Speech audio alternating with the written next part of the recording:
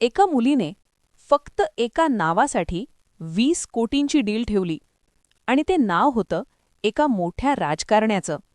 आज तोच माणूस पोलीस स्टेशनमध्ये बसलेला आहे आणि रडत आहे. पण प्रश्न एकच आहे, ही मुलगी कोण होती आणि तिच्याकडे असा कोणता पुरावा होता ज्यामुळे सगळं उलटलं. सोनालीला आलेला तो फोन तिच्या आयुष्यातला सर्वात भयानक क्षण ठरणार होता. फोन उचलताच समोरून एक थंड आवाज आला, तू अजून अर्धच सत्यच जाणतीयस. जर पूर्ण सत्य जाणायचं असेल तर आज रात्री 12 वाजता शहराबाहेरच्या जुन्या वेअरहाऊसमध्ये ये. सोनालीच्या हातातून फोन खाली पडता पडता वाचला. तिचं हृदय जोरात धडधडत होतं, पण यावेळेस ती मागे हटणार नव्हती. रात्र झाली. घड्याळात 11:45 झाले होते. सोनाली हळूहळू त्या वेअरहाऊसकडे चालत होती. आजूबाजूला पूर्ण शांतता, फक्त वाऱ्याचा आवाज. ती आत गेली आणि अचानक लाईट्स ऑन झाले. तिच्यासमोर 5-6 लोक बसले होते. सगळे मोठे लोक, सूट बूट घातलेले. त्यात काही ओळखीचे चेहरे होते. सोनाली थोडी मागे सरकली. तेवढ्यात एक माणूस उठला आणि हसत म्हणाला, वेलकम सोनाली, आम्ही तुझीच वाट पाहत होतो. सोनालीने विचारलं, तुम्ही कोण आणि मला इथे का बोलावलं? तो माणूस हसला, तो खूप हुशार आहेस, पण अजूनही अर्ध्या गोष्टीच माहीत आहेत तुला. तेवढ्यात मोठ्या स्क्रीनवर एक व्हिडिओ चालू झाला. त्या व्हिडिओमध्ये सोनालीचे वडील दिसत होते. ते कुणाशी तरी वाद घालत होते. मी हा स्कॅम बाहेर आणणार, लोकांना सगळं कळलं पाहिजे, असं ते म्हणत होते. आणि अचानक मागून कुणीतरी त्यांच्यावर हल्ला केला. सोनालीच्या डोळ्यात पाणी आलं. ती ओरडली, थांबा, बंद करा हा व्हिडिओ. पण तो माणूस म्हणाला, हेच तर खरं सत्य आहे. सोनालीला आता सगळं समजायला लागलं होतं. म्हणजे तुम्ही सगळ्यांनी मिळून माझ्या वडिलांचा खून केला?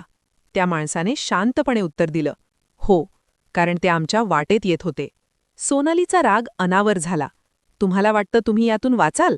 तेवढ्यात मागून एक ओळखीचा आवाज आला, नाही सोनाली, कोणीही वाचत नाही.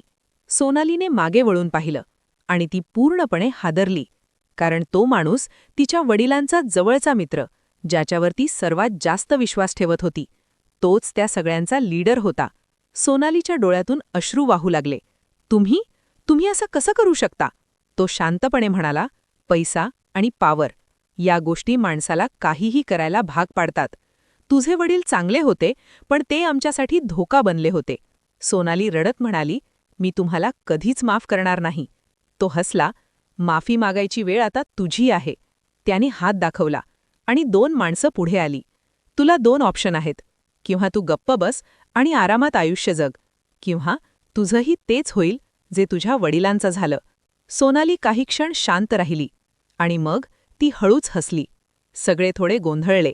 ती म्हणाली, तुम्हाला खरंच वाटतं मी काही प्लॅन न करता इथे आले आहे? तेवढ्यात स्क्रीनवर लाईव्ह चिन्ह दिसायला लागलं. त्या वेअरहाऊसमधलं सगळं लाईव्ह चालू होतं. संपूर्ण देश हे सगळं पाहत होता. त्या सगळ्यांचे चेहरे पांढरे पडले. तो माणूस ओरडला, हे बंद करा, लगेच बंद करा. पण आता खूप उशीर झाला होता. बाहेरून पोलीस सायरनचा आवाज येऊ लागला. काही मिनिटात पोलीस आत घुसले. सगळ्यांना अटक करण्यात आली. तो मास्टरमाइंड सोनालीकडे पाहत होता आणि जाताना तो एक वाक्य बोलला, तू जिंकलीस असं तुला वाटतंय, पण हा गेम अजून संपलेला नाही. सोनाली शांत उभी होती. तिच्या चेहऱ्यावर समाधान होतं, पण मनात एक प्रश्न अजूनही जिवंत होता. खरंच हा गेम संपला आहे का, की अजून कोणीतरी सावलीतून सगळं पाहताय? आणि इथूनच सुरू होतो सगळ्यात मोठा गेम, कारण खरं सत्य अजून बाकी आहे. पोलिसांनी सगळ्यांना अटक केल्यानंतर सोनालीला वाटलं आता सगळं संपलं. पण काही गोष्टी इतक्या सोप्या नसतात. दुसऱ्या दिवशी सकाळी सोनालीला एका अनोळखी नंबरवरून मेसेज आला, कॉंग्रॅच्युलेशन्स, तू फक्त प्याद्यांना हरवलं आहेस. खरा राजा अजून जिवंत आहे. सोनालीचा श्वास अडकला. खरा राजा म्हणजे अजून कुणीतरी आहे. तिने लगेच त्या नंबरवर कॉल केला, पण फोन बंद होता. आता तिच्यासमोर एक नवीन प्रश्न उभा राहिला होता, जो अजूनही सगळं कंट्रोल करत होता. तो कोण आहे? त्या रात्री सोनालीला झोप लागत नव्हती. ती तिच्या वडिलांच्या जुन्या फाईल्स पाहत बसली होती. आणि अचानक तिला एक जुना डायरी सापडलं. त्या डायरीमध्ये काही नावं लिहिली होती आणि सगळ्यात वर एक नाव होतं, प्रोजेक्ट किंग. सोनालीने पानं उलटली. त्यात मोठ्या लोकांचे फोटो, गुप्त डील्स आणि काळे व्यवहार. आणि शेवटी एक फोटो होता, जो पाहून सोनाली थिजून गेली. तो फोटो होता एका मोठ्या बिझनेसमॅनचा, जो नेहमी समाजसेवक म्हणून ओळखला जात होता. सगळ्यांसाठी हिरो, पण खरं तर सगळ्यांचा बॉस. सोनालीने ठरवलं, यावेळेस ती थेट त्याच्यापर्यंत पोहोचणार. दुसऱ्या दिवशी ती त्या माणसाच्या ऑफिसमध्ये पोहोचली. सिक्युरिटी खूप टाईट होती, पण कसं तरी ती आत गेली. आणि शेवटी ती त्याच्या समोर उभी होती. तो शांतपणे हसत होता. "मी तुझी वाट पाहत होतो सोनाली." सोनालीने रागाने विचारलं, "तुम्हीच आहात ना सगळ्यांच्या मागचे खरे मास्टरमाइंड?" तो हसला, "मास्टरमाइंड नाही, मी तर फक्त एक खेळाडू आहे. खरा गेम खूप मोठा आहे." सोनाली ओरडली, "तुम्ही माझ्या वडिलांचा खून का केला?" तो शांतपणे म्हणाला, "कारण ते खूप काही जाणून गेले होते. आणि या जगात जास्त सत्य जाणणं खूप धोकादायक असतं." सोनालीने फोन काढला, "मी सगळं रेकॉर्ड करतेय, तुमचं सगळं संपणार आहे." तो जोरात हसू लागला, "तुला वाटतं मी इतका मूर्ख आहे?" त्याने रिमोट दाबला आणि अचानक सोनालीच्या मागे गन घेऊन माणसं उभी राहिली. "हा गेम मी सुरू केला आहे आणि संपवणारही मीच." सोनाली अडचणीत सापडली होती, पण ती घाबरली नाही. ती हळूच म्हणाली, "गेम तुम्ही सुरू केला असेल, पण एंड मी करणार." तेवढ्यात बाहेरून जोरात आवाज आला. पोलीस पुन्हा आले होते. तो माणूस घाबरला, "हे कसं शक्य आहे?" सोनाली हसली, "यावेळेस मी लाईव्ह नाही केलं, थेट पोलिसांनाच सगळं दिलं."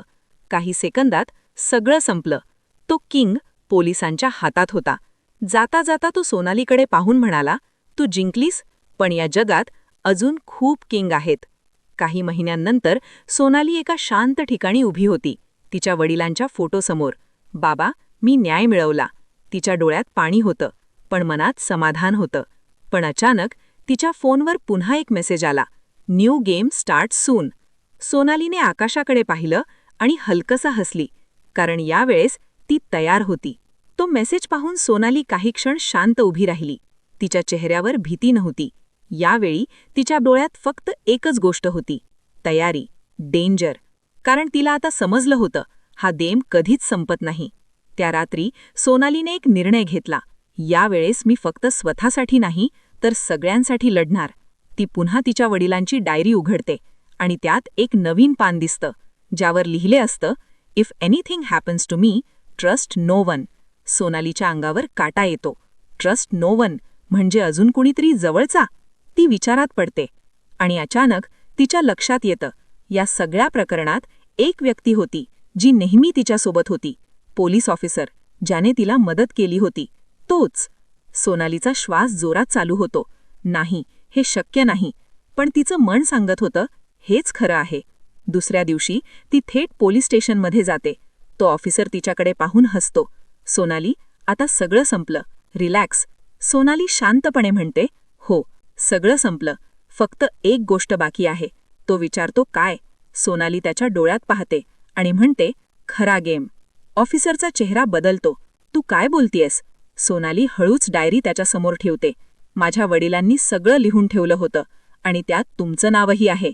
तो काही क्षण शांत राहतो आणि मग हळूहळू टाळ्या वाजवायला लागतो. "इम्प्रेसिव्ह, खूपच इम्प्रेसिव्ह." सोनालीच्या डोळ्यात राग होता. "तुम्ही सगळं का केलं?"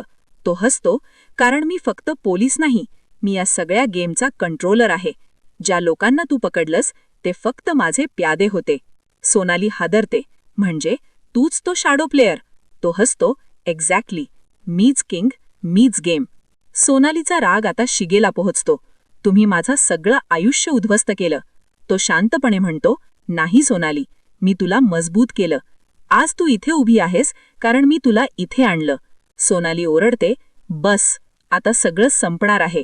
ती तिचा फोन बाहेर काढते आणि सांगते, "यावेळेस फक्त पोलीस नाही, संपूर्ण देश लाईव्ह पाहत आहे." ऑफिसर थोडा घाबरतो, "तू पुन्हा तेच केलंस?" सोनाली हसते, "यावेळेस एंड गेम आहे." बाहेरून पुन्हा सायरनचा आवाज येतो. ऑफिसर पळण्याचा प्रयत्न करतो, पण यावेळी तो पूर्णपणे अडकला होता. पोलीस आत येतात आणि त्याला अटक होते. जाता जाता तो सोनालीकडे पाहून हसतो, "गेम ओव्हर? नाही सोनाली, गेम नेव्हर एंड्स." काही महिन्यांनंतर सोनाली आता एक वेगळी व्यक्ती बनली होती. ती आता फक्त एक मुलगी नव्हती, ती एक योद्धा होती, जी सत्यासाठी लढते. आणि जेव्हा कुठे अन्याय होतो, तेव्हा सोनाली तिथे पोहोचते.